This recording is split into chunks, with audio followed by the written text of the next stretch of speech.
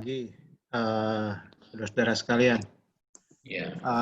Di awal pasca UTS dan masih suasana Idul Fitri, saya pribadi dan keluarga menyampaikan selamat Hari Raya Idul Fitri 1441 Hijriah. Mohon maaf lahir dan batin. Baik, kita akan mulai. Tolong di-share screen-nya. Hari ini kita mengenai bagaimana ide bisnis di era digital. Ya.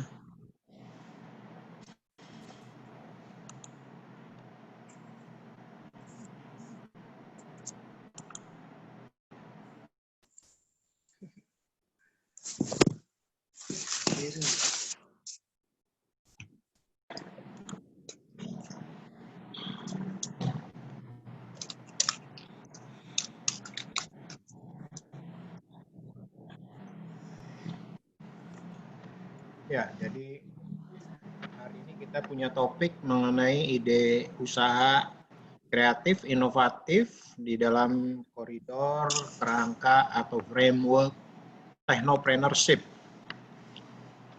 Entrepreneurship kita sudah mempelajari di awal, karakter dan skill-nya apa yang dibutuhkan sebagai entrepreneurship. Mohon yang lain bisa di-mute.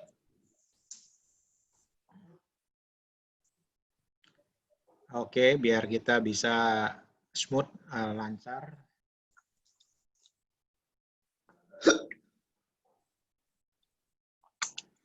Oke, ya. Jadi entrepreneurship kita sudah mempelajari sebagai basic fondasi, foundation dari kalau kita ingin mengadakan satu bisnis. Coba periksa situ, ruangan sebelah. Mengenai mindset daripada entrepreneurship maupun karakternya yang dibutuhkan sebagai entrepreneur, bahkan skill-nya apa. Kita mengetahui bahwa pernah saya sampaikan bahwa kunci sukses di dalam kehidupan salah satunya melalui jalur entrepreneurship. Selain sebagai profesi atau bekerja secara profesional. Seperti itu. Dan ada 4 variabel yang saya pernah kasih, yaitu skill-nya sendiri, keterampilan, effort, daya juang, attitude, sikap, dan kreativitas. Itu pernah saya sampaikan. Ya. Nah, 4 variabel ini yang saling memberikan irisan, yang memberikan pengaruh kepada satu sama lain, bahwa kalau skill saja salah satu dari variabel itu tidak bagus, maka tingkat kesuksesannya di dalam berbisnis terpengaruh. Jadi itu.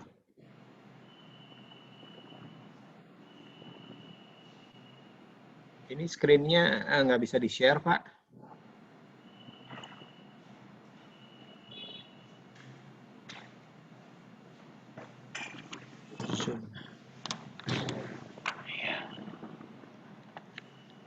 Share screen. Sebentar, Pak. Ya, jadi kalau nggak saya sebagai host. Tadi ini saya pindah ruangan. Kurang bagus koneksinya di tengah. Pindah ruang dekan ini, Pak. Kayaknya udah jalan. Share screen. Screen-nya udah? Belum. Oh. Ini saya udah jalan. Oke.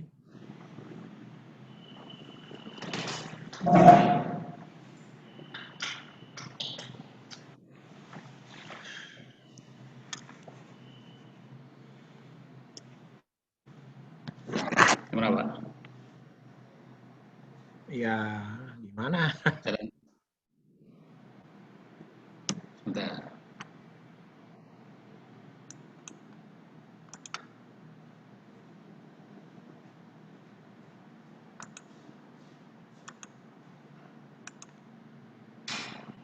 Kalau saya sebagai host, anak-anak nggak usah keluar lagi kan? Keluar lagi. Oh iya, keluar lagi. Oh, host disable participant sharing. Ini ada 39. Yuk buka aja itu partisipan screen sharing-nya. Iya. Ini belum masuk ke saya.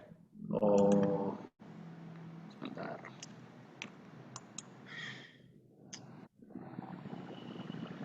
Partisipan screen sharing, sebentar.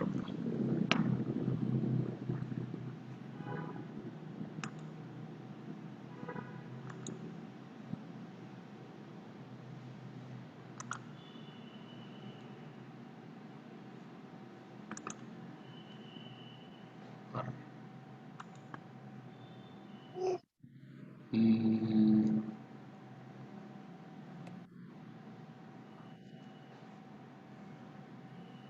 Wih.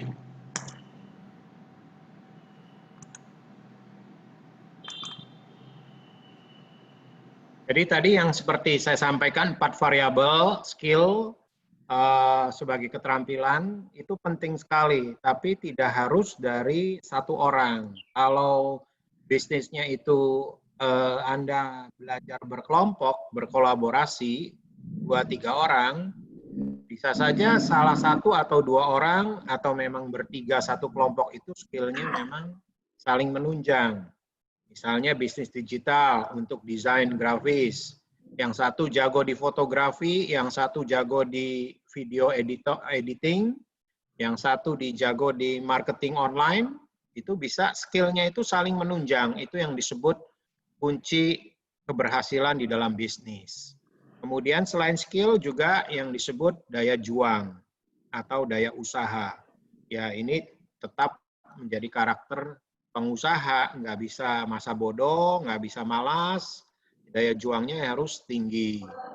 Seperti itu. Kemudian sikap attitude-nya, sikapnya di dalam bisnis, doing business ya, misalnya menaruh fisik, quality oriented, kualitas, kemudian profesional, on time. Kalau janji selesai pekerjaan, ada orang order, harus on time atau lebih awal. Jadi itu hal yang lebih bagus yang disebut attitude. Ya, kemudian kreativitas, karena kalau entrepreneur itu tidak bisa berhenti berpikir untuk inovasi. Lifetime business, lifetime product, life cycle-nya, putarannya itu zaman tahun 80-an doing business, mengerjakan bisnis, dengan yang sekarang atau yang ke depan itu jauh berbeda. Percepatannya semakin cepat zaman sekarang. Artinya umur dari produk atau bisnisnya itu bisa saja hitungan hari, hitungan minggu, hitungan bulan. Kalau zaman tahun 80-an, bisa lebih lama. Karena teknologinya tidak begitu cepat perkembangannya, percepatannya. Sekarang teknologi itu cepat sekali. Ya, jadi itulah yang disebut perbedaan antara entrepreneurship dengan technopreneurship. Ya, technopreneur ini lebih banyak kepada bicaranya kreativitas dan inovasinya apa. Ya, next, Pak. Ya, sebentar.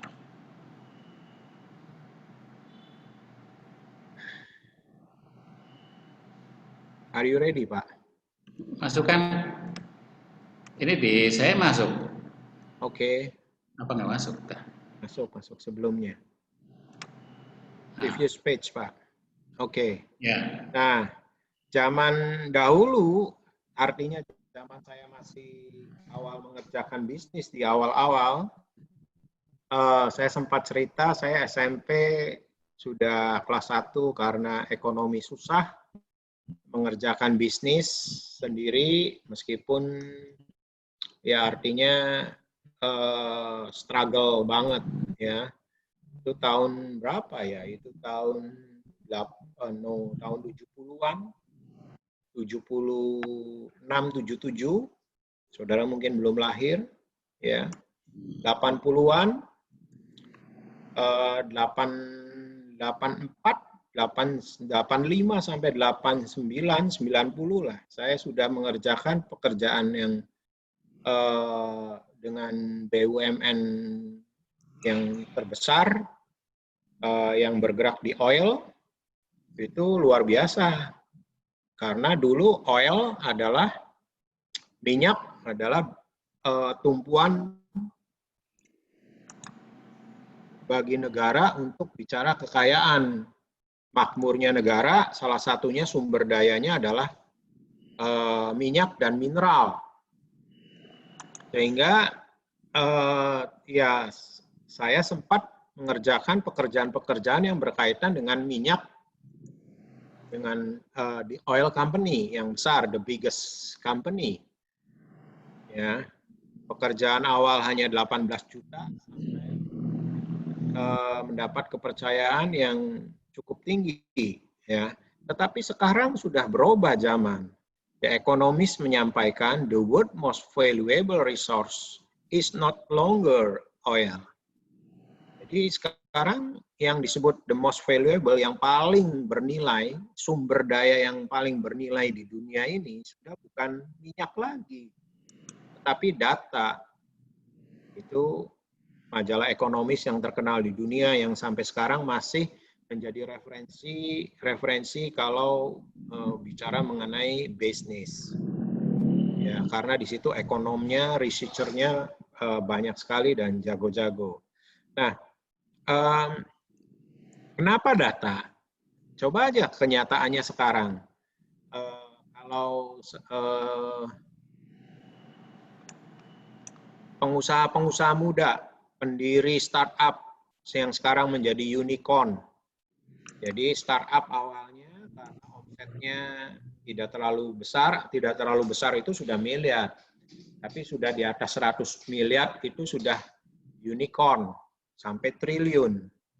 Nah, itu pengusaha-pengusaha muda yang dimulai menjalankan startup-nya adalah berkelompok dalam waktu masa kuliah. Nah, kenapa perusahaannya mungkin waktu menjalankan atau awal menjalankan tidak menyadari yang disebut data itu sangat bernilai besar. Apa itu data? Data konsumen, data email, data handphone, data sosmed dari orang-orang. Nah, pada waktu pendiri startup, beberapa startup, baik Bukalapak,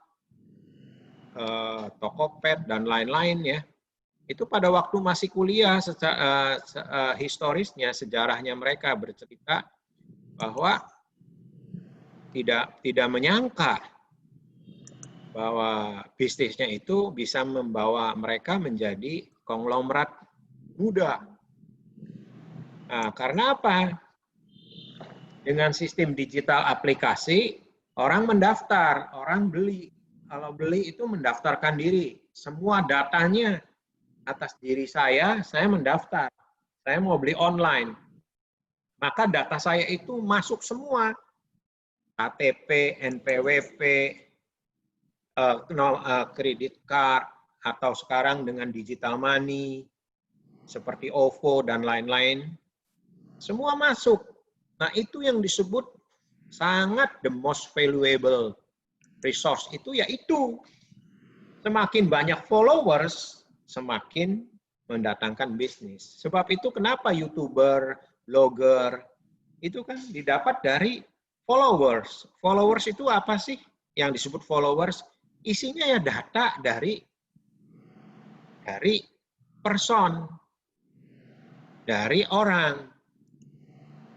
Bagaimana YouTuber diberikan uang, sekian dapat klik, sekian dapat setiap bulan, ada yang 5 juta, ada yang 10, bahkan ada yang ratusan juta, tergantung jumlah followersnya. Nah, followers itu adalah people. People itu bicara data dari orang-orang tersebut. Jadi seperti itu. Nah, itulah yang disebut data. Ya, makanya yang paling bernilai. Sehingga pada waktu aplikasi startup para pendiri awal, datanglah investor. Mereka baru menyadari pendiri startup ini. Investornya berani triliun memasukkan uangnya, membeli. Ya kan? Sedangkan kalau investasi di oil, itu lebih sulit. Sedangkan ini lebih mudah investasi. Karena adanya jutaan atau ratusan juta record data orang-orang, followers. Lanjut, Pak.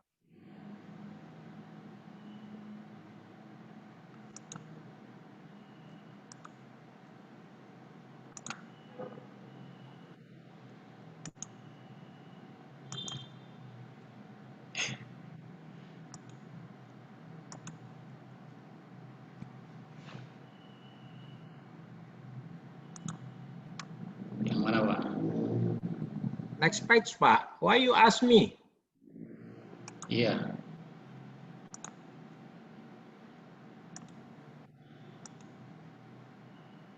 Ini?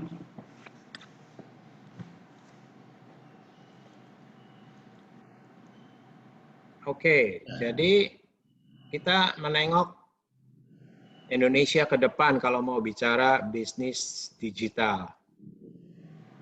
Ya, kita tahu bahwa ada bonus demografi ya yang terjadi di Indonesia.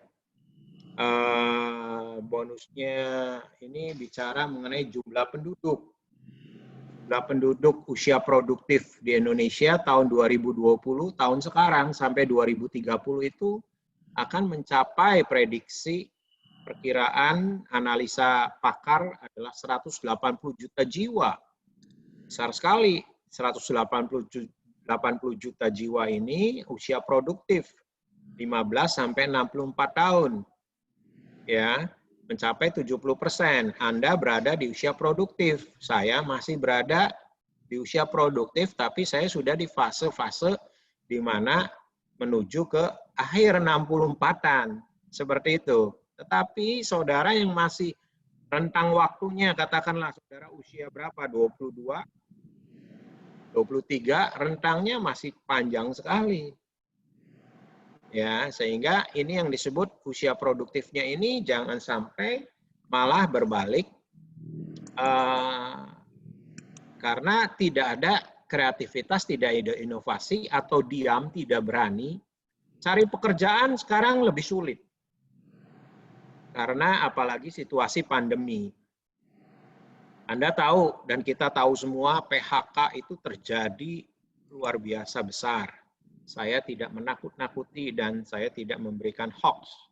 Tetapi karena memang sedang pandemi, ancaman industri itu terancam dalam bisnisnya. Karena orang kan nggak mikir mau beli, untuk mikir beli baju, sepatu yang bagus. Jauh, sekarang orang mikirnya bagaimana supaya daily living tiap hari di rumah itu ada food, ada makanan. Seperti itu. Jadi beda, kalau situasi normal, orang bisa jalan-jalan, makanya kenapa yang sekarang lagi issues mall dan lain-lain itu mau dibuka kembali, tetapi kita belum tahu. Tetapi meskipun sudah dibuka, semua keadaan ekonomi masih tertekan. Bukan saja yang di Cirebon, bukan saja sebagian saudara atau saya, semuanya itu ngalamin bagaimana situasi pandemi ini kita berpikirnya adalah yang prioritas, yaitu adalah pangan. Ya, kalau sandang bicaranya ya sudah apa adanya, kan seperti itu. Ya. Nah, ini yang disebut bonus demografi. Sedangkan sisanya 60 juta adalah penduduk yang tidak atau kurang produktif, masih anak-anak atau sudah di atas 65 tahun. Lanjut, Pak.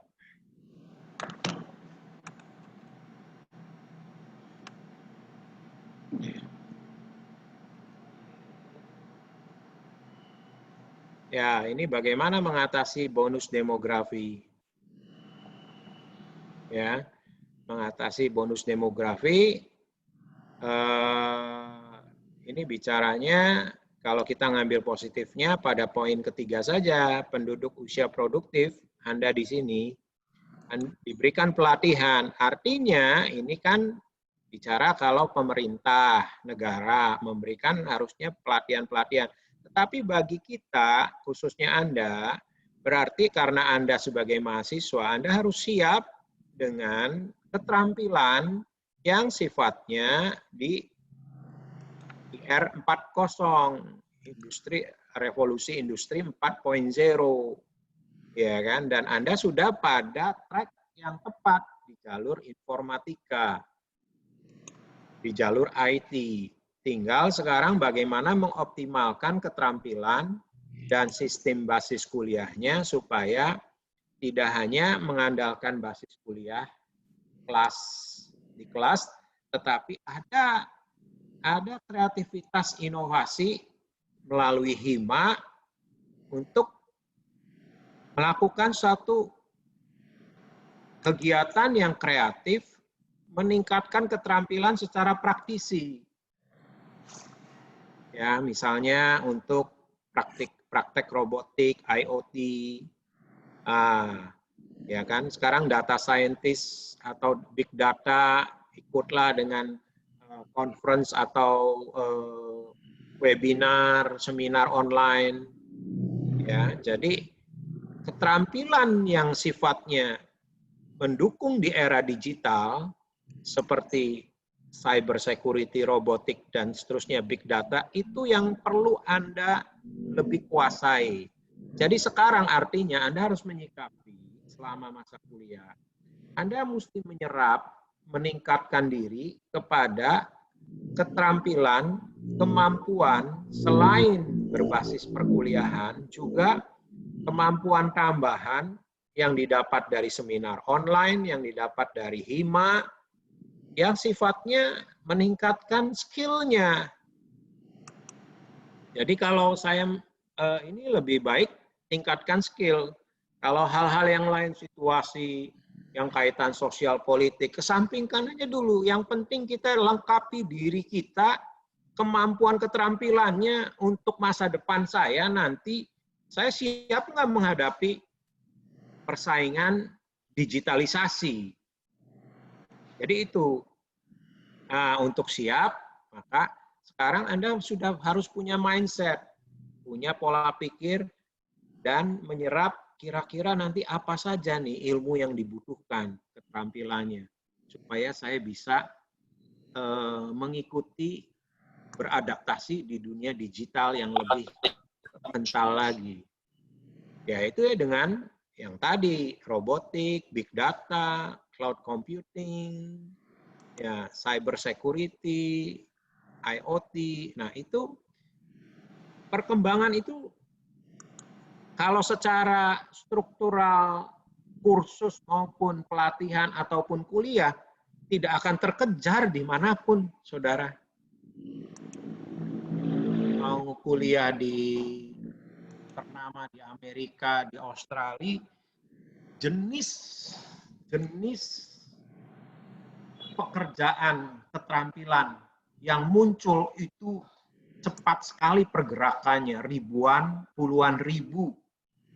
Nah, jadi tidak akan terkejar dengan sistem perkuliahan dimanapun. Sebab itu, Anda mengambil satu mindset mana angle yang paling banyak dipakai. Misalnya cyber security, robotik, IoT, big data, machine learning. Nah, itu jangan diam mengambil hanya basis di kelas, tetapi harus ada responsif dan inisiatif untuk mengambil pelatihan dari seminar online, dari banyak sekarang yang free, ya. Menyemangati saya juga sekarang di masa pandemi ini sering sekali ikut yang secara teknis, ya, Python apa itu softwarenya, ya, meskipun secara usia sudah enggak ini lagi, tapi karena saya keingintahuannya besar, saya ingin belajar apa sih itu, karena nggak terkejar. Saya mengalami tidak terkejar selama proses dari tahun 70-an sampai dengan sekarang, kejar-kejaran dengan hasil ciptaan teknologi itu nggak akan terkejar. Antara yang jumlah yang diciptakan tiap hari dengan saya ingin mempelajari, itu nggak terkejar. Nggak mungkin satu orang menguasai sampai ratusan software, ya kan? Nah itu, lanjut Pak. Ya.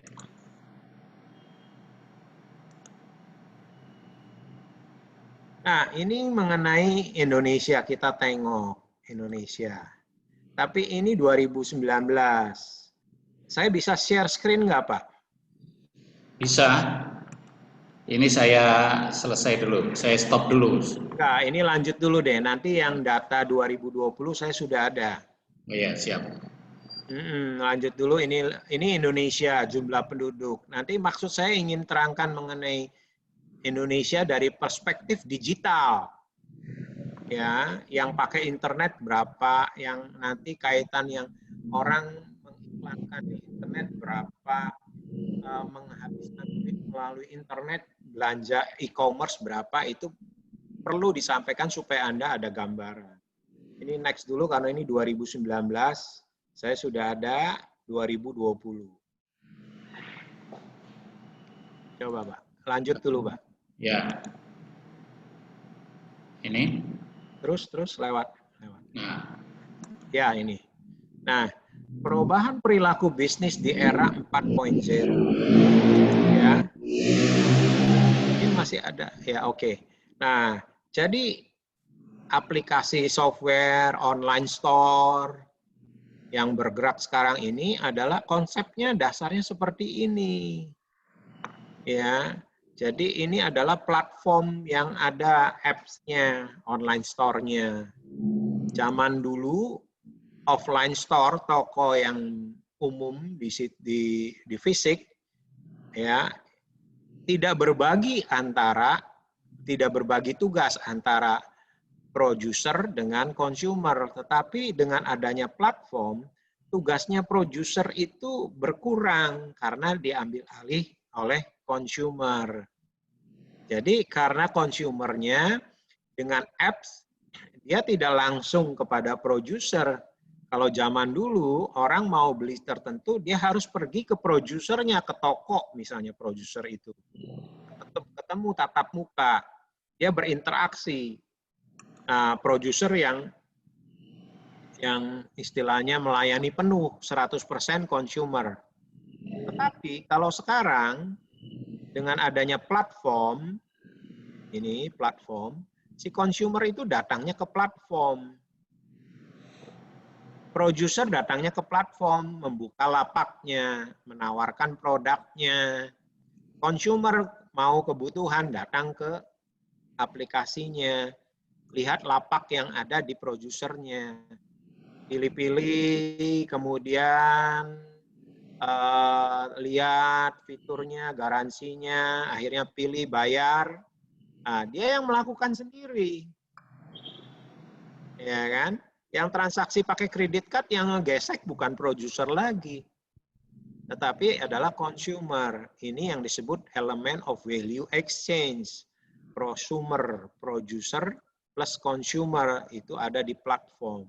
Jadi berbagi tugas. Nah, ini bedanya perilaku bisnis di era 4.0 ini. Ya.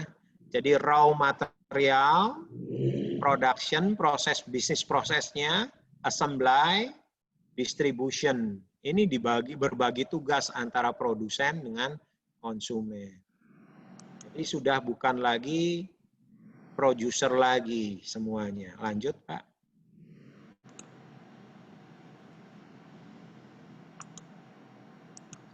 Nah, platformnya apa sih yang peluang-peluang di area untuk bisa buka bisnis digital?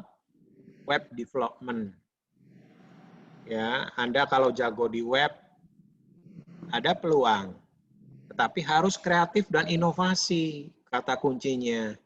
Saya sedang mendengungkan di UCIC kepada semua staf, ada 4 suku kata yang sedang saya dengungkan. Ya, inisiatif, responsif, kreatif atau inovatif, ya, dan satunya konsisten. Ya, kemudian desain grafis, akuntansi, di bidang kesehatan. Tapi mau akuntansi dan kesehatan maupun disebut penulis artikel cerita atau sport itu selalu ada I-nya. Nanti desain akuntansi yang harus ada berbasis teknologi informasi. Yang laku itu kesehatan yang berbasis teknologi informasi. Apalagi perdagangannya, penulis artikel cerita, akuntansi kesehatan, mau menjual jasa akuntansinya, jasa kesehatannya, atau produk kesehatannya, atau produk artikel ceritanya, itu kalau tidak berbasis teknologi informasi ya nggak laku, karena zamannya sekarang adalah zaman digital. Itu yang harus dipahami.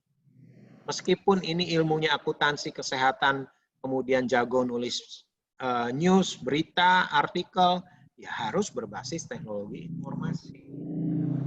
Nah, itu sebabnya. Bagaimana kalau sayanya belum bisa menguasai, kolaborasi dengan yang jago teknologi informasi?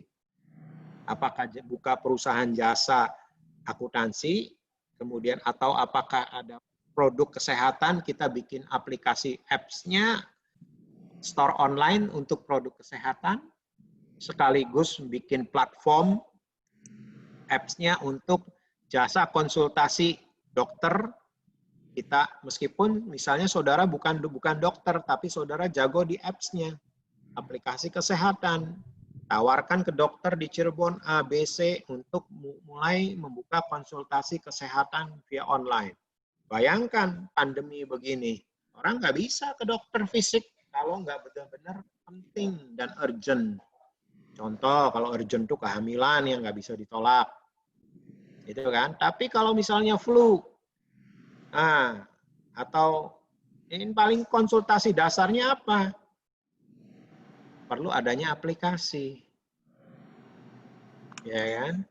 Nah, sekarang banyak di luar negeri itu banyak ya. Sekarang aplikasi dokter. Kalau nggak salah ada alumni CIC yang juga di Halo Dokter di Jakarta. Jadi bayangkan sekarang itu luar biasa merambah.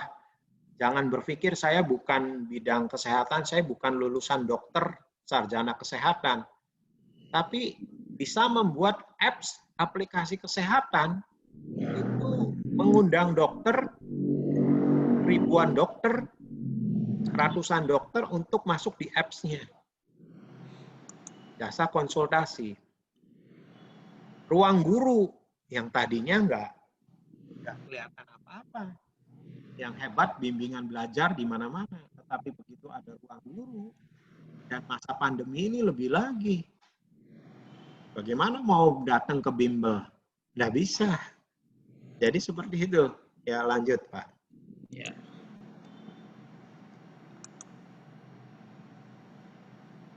Nah, ini di luar negeri itu sudah ada box begini. Ini box dulu minuman. Tapi sekarang klinik kesehatan digital. Bayangkan. Ya. Nah, apa? Ini untuk menganalisa sakit dini, sakit awal, misalnya yang ya sakit umum lah, generik, yang pusing, aduh, yang nggak enak badan. Nah, ini mereka sudah punya menginventarisir kira-kira orang yang sakit awal, orang itu kan ada konsultasi awal sakitnya. Itu diinventarisir, oh ada 100 jenis sakit pusing. Kalau pusing berarti obatnya apa? Itu kan sudah langsung bisa terdeteksi dan dibuat flow-nya melalui digital. Jadi, tapi begitu konsultasi ini di luar dari 100 penyakit dasar, kasih saran harus datang ke rumah sakit.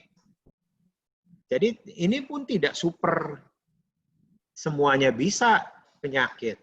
Jadi ini deteksi awal saja penyakit-penyakit yang umum. Kemudian bisa mendeliver obatnya 1 jam, 1 hour drug delivery, 1 minute consultation and plus 1 hour drug delivery. As the first medical platform for online drug delivery services in China, Ping An Good Doctor. Ini nama boxnya Ping An Good Doctor as a built 1 minute consultation and plus 1 hour drug delivery. Ini luar biasa. Nah, ini akan banyak terjadi. Jadi nggak hanya minuman, ya. Sekarang produk kecantikan, konsultasi kecantikan di Korea sudah modelnya box juga. Saya ada menemukan, ya, di Korea bentuknya ini konsultasi, ini jerawat, ini terus muncul, ya bayar di situ, ya. Kemudian saran obatnya, resepnya ini. Kalau pesan, ya pesan nanti dikirim 1 jam, kemana alamatnya. Semua serba digital. Lanjut. Yang saya gambarkan seperti tadi ini, itu akan ke depannya seperti itu, saudara semua. Jadi kalau saudaranya diam dan tidak ikut terlibat di dalam teknologi informasi seperti itu, bahkan kelanjutannya, tambah ketinggalan. Nah, jadi jenis bisnis yang ke depannya yang bisa yang punya peluang adalah bisnis startup yang tadi saya bilang. Sekarang di pemerintah Indonesia ada gerakan 1000 startup, coba Anda gali. Ini, ya. Startup itu Anda nggak usah takut rugi. Apanya yang rugi? Cuma bikin apps. Anda bikin platform. Anda kalau misalnya kayak Ruang Guru, bikin platformnya doang. Si pencipta Ruang Guru itu dia bukan jago super, bisa biologi, bisa matematik, bisa fisika, bisa PM, Pancasila, semua mata pelajaran bukannya dia nggak bisa. Tidak, dia cuma bikin apps, kemudian mengundang guru untuk masuk ke apps-nya, membuat soal-soal, membuat materi pembelajaran, orang bayar materinya. Seperti itu. Ya kan? Itu yang disebut startup. Jadi, apalagi mungkin jasa cleaning service, jasa servis AC pakai startup, sekarang banyak di Jakarta mulai. Ya. Susah nyari, apalagi situasi pandemi. Semua by online. Jasa servis AC di apartemen, ya tinggal pakai jari, panggil, nanti mereka datang. 1 kali 24 jam atau berapa. Semua ada sistem. Itu yang disebut bisnis startup. Come on, jadi ini yang memang Anda mesti masuk di sektor ini. Lanjut.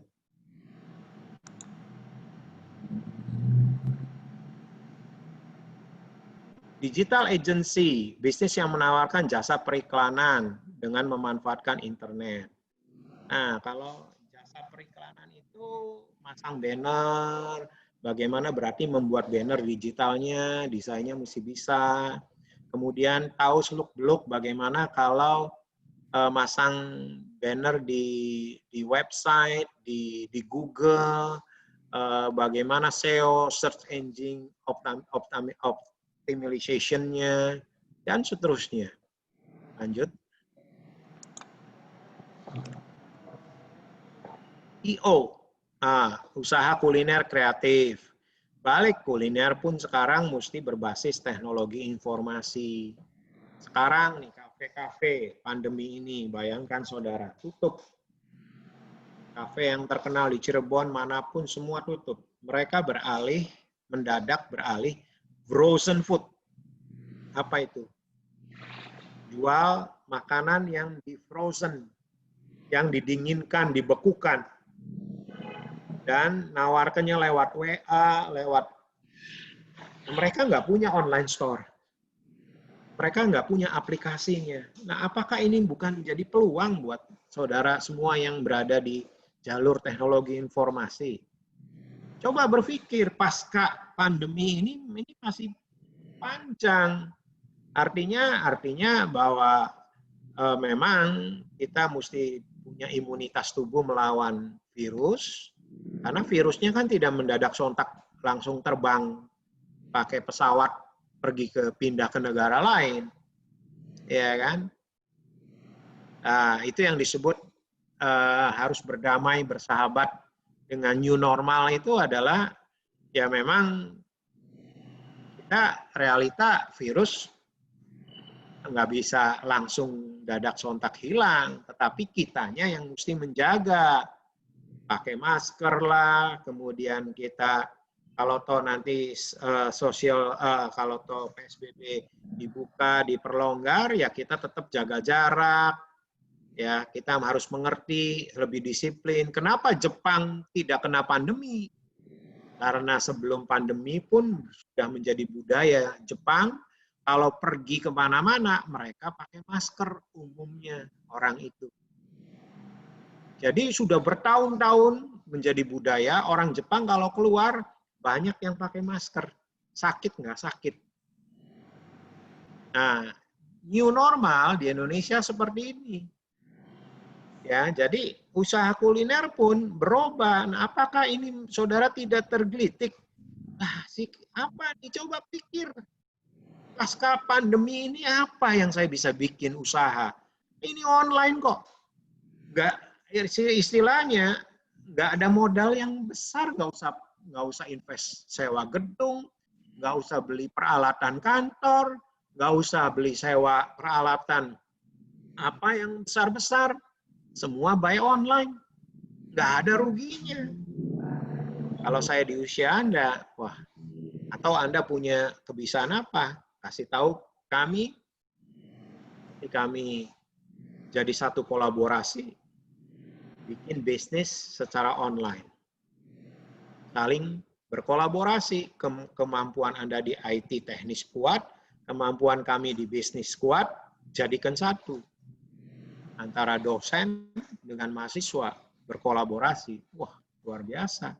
Saya mau melihat pasca pandemi, jangan lihat kita itu tergeletak, layu karena pandemi saja. Oke deh, saya menyadari deh, ini ada pandemi. Tapi what's next? Apa selanjutnya? Nah ini yang kita mesti pikir. Atau kita ya udahlah diam dari hari-hari, ya kita tambah tergerus. Salah. Itu yang namanya kita tergeletak. Ya. Jadi kita mesti bangkit, berpikir pasca pandemi apa? Semuanya online. Coba tarik garis teknologi informasi online. Ya.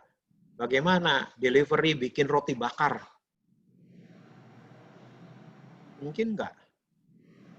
Atau pokoknya yang berbasis apps seperti itu. Lanjut, Pak.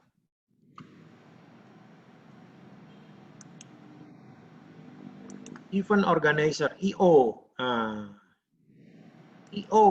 IO ini kalau dalam pandemi memang kesulitan. Tapi pasca pandemi juga ini masih menjadi peluang. Karena orang semakin bikin bicaranya event organizer, seminar organizer. Ya, kalau sekarang online mati nggak IO? Enggak, jangan salah.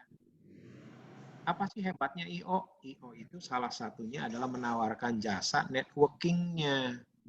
Kalau Anda punya networking jejaring yang bagus. Oh, si A ini jago di data, si B jago di entrepreneur, si C jago di grafis. Bagaimana kalau saya bikin organize seminar online, nah mereka jadi pembicara, kita hubungi. Itu sama saja online, jadi tidak mati. Ya itu yang disebut kreativitas. Kalau pertemuan outbound, ulang tahun, dan lain sebagainya, memang itu butuh fisik. Ya kan? Tetapi karena masa pandemi, bukan berarti mati I.O. Adakan mengenai seminar motivasi online, pembicaranya si A. Nah, untuk bisa pembicara A ini mau menjadi pembicara, kan harus networking. Nah, itu loh. Ya, lanjut.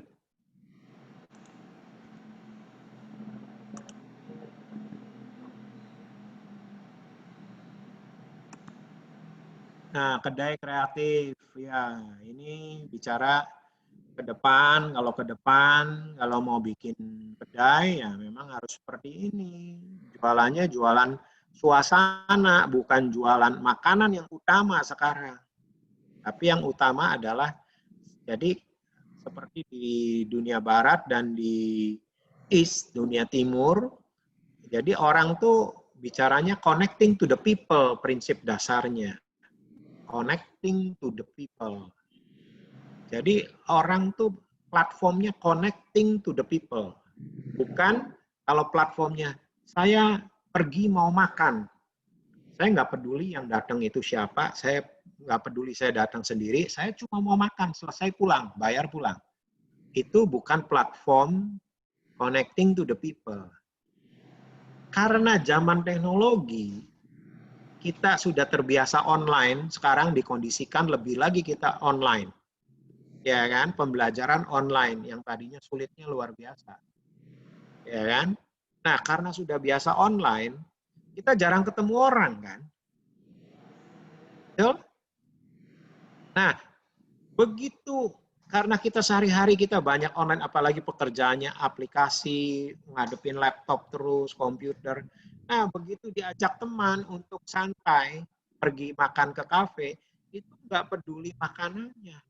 Yang penting suasananya cozy, nyaman, adem, musiknya ringan, enak, bebas dari gangguan, ketemu, connecting, bisa ngobrol. Itu yang sedang dicari ke depannya.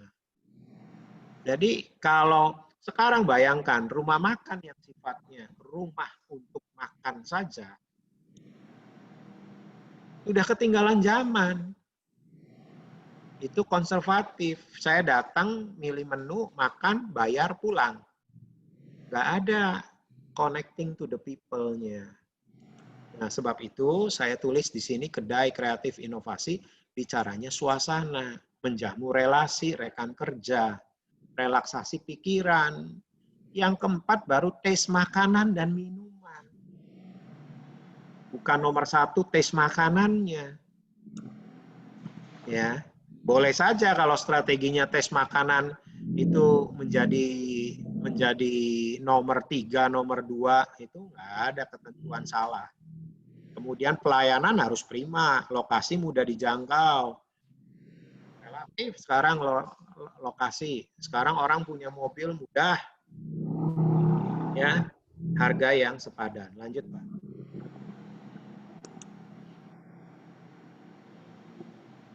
Ya, ini UMKM. Saya tidak bahas terlalu tinggi karena ini adalah bicara mengenai kebijakan di Indonesia.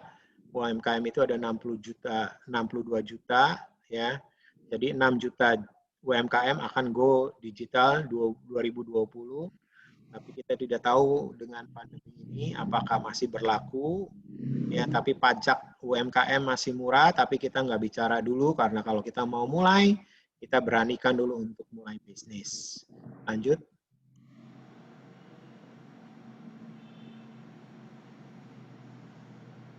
Ya, itu yang saya bilang semuanya tadi. Oke, sekarang saya mau share mengenai data Indonesia.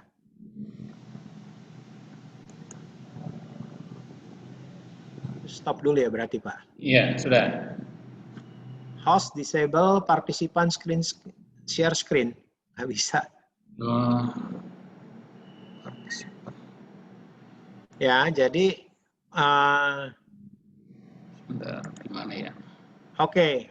Itu aja yang tadi. Balik ke PowerPoint yang Indonesia. Total population.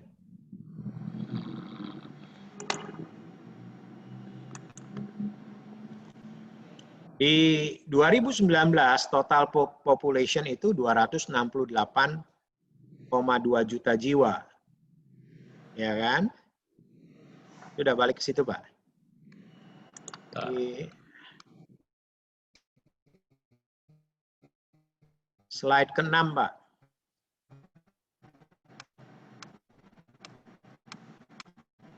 Ya. Oh, belum.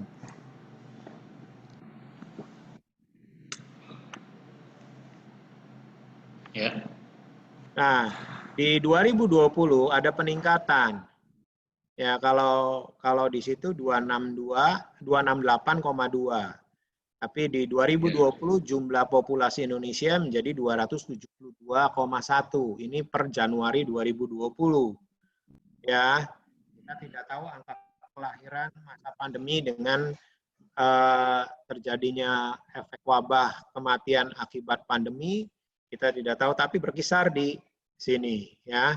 Kemudian digital growth indikatornya 2020 itu naik 1,1%. Jadi pertumbuhan digital, indikator digitalnya di Indonesia itu naik 2,9 juta jiwa yang make digital nambahnya sampai dengan Januari 2020. Gitu ya. Kalau yang 2019 naiknya cuma 1%. Ya, tapi kalau 2020 itu adalah naiknya 1,1%. Ya. Kemudian yang sekarang adalah di mana populasi berdasarkan yang tadi bonus demografi. Usia 18 tahun ke atas adalah 69% sekarang posisinya di Januari 2020. 187,1 juta di Indonesia, ya. Nah, sayang sekali ya ini nggak bisa di-share ya Pak. Kemudian daily time spent with media, tiap hari waktu tiap hari yang dipakai oleh penduduk Indonesia dengan media online using internet itu 7 jam 59 menit, berarti kira-kira 8 jam lah. Pakai internet itu orang Indonesia 8 jam sehari, berarti kayak orang kerja. Nah, kenapa? Makanya seperti di barat, jadi begitu akhir minggu, orang tuh menghargai weekend. Jadi menghargai untuk social life, datang bertemu, connecting to the people di cafe, tempatnya butuh yang nyaman. Karena sehari bisa 8 sampai 12 jam di depan laptop. Nah itu, tiap hari karena pekerjaannya itu. Ya. Jadi contoh sekarang ya, yang konkret itu putri bapak psikolog klinikal itu nerima konsultasinya online, by internet dan by WA call. Ada yang mau bunuh diri, dia cerita konsultasinya, dia mesti nerangin mengenai motivasi supaya jangan terjadi hujan. Ya, jadi nggak tatap muka. Ya. Nah, jadi itu yang penggunaan internet itu 8 jam sehari. Sosial media 3,5 jam setiap orang pakai setiap hari rata-rata. Ya. Sekarang TV berkurang. Orang nonton TV sekarang kalah dengan orang pakai sosial media. Ya kan? Nah, kemudian penggunaan internet di seluruh Indonesia 175,4 juta. Artinya dari populasi udah 64% udah melek internet orang Indonesia. Ya. Kemudian secara cepat, nah, sosial media advertising audience profile. Artinya ini adalah profil daripada iklan di sosial media, siapa yang baca, siapa yang lihat, yaitu yang tertinggi adalah usia antara 18 sampai 34 tahun. Prosentasinya adalah 14,2% sampai 20,6% di Indonesia. Ya. Untuk wanita 14,2, pria 16,1 dan seterusnya di gambar ini ada, nanti saya share belakangan aja. Ya. Ya, materi dikirim aja Pak. Ya, nanti saya kirim. Ya. Kemudian social media behavior, perilaku di sosial media. Ya, visited or use a social network or messaging. Ya, ini perilakunya orang pakai sosial media atau pesan WA atau apapun 99%. Bayangkan. Ya. Jadi kemudian e-commerce, komersial, aktivitas komersial itu 93% orang beli pakai online di Indonesia, sudah 93%. Search-nya, visited-nya 90%, membelinya 88%. Jadi orang search nyari produk itu sudah 93%. Sudah begitu ketergantungan sekali orang. Jadi artinya di sini kalau saudara mau bisnis, ya sudah bicaranya mengenai online. Karena orang nyari produk itu pakai online, pakai Google, nyari ini, atau pakai yang search engine yang lain, atau pakai online store-nya. Ya, jadi untuk mencari produk 93% yang pakai internet. Yang belinya 88%, itu sudah tinggi sekali. Untuk beli pakai laptop 25%, belanja pakai laptop online. Belanja online pakai handphone 80%. Itu riset yang benar-benar terjadi. Ya. Oke, saya rasa itu dari saya hari ini.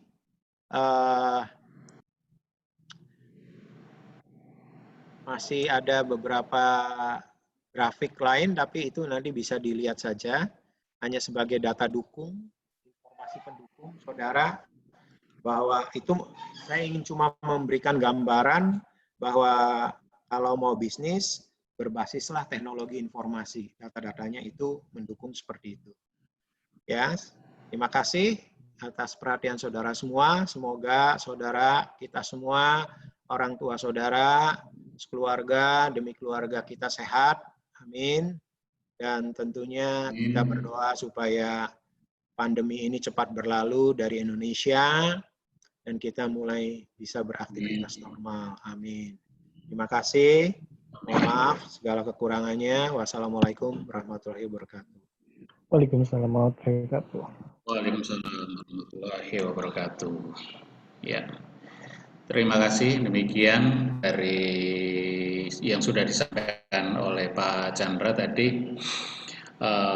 Nanti akan saya tambahkan dari file yang sudah saya upload tadi pagi, ditambah dengan data-data yang terakhir, yang data-data penggunaan internet dan sebagainya yang sudah diupdate oleh Pak Chandra tadi.